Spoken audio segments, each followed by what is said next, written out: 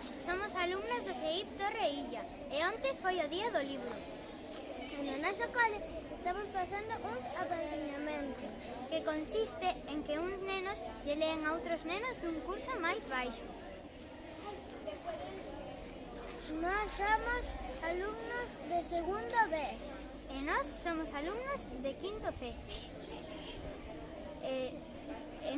Nós non somos as únicas que estamos leendo. Tamén hai moitos nenos leendo alrededor do patio.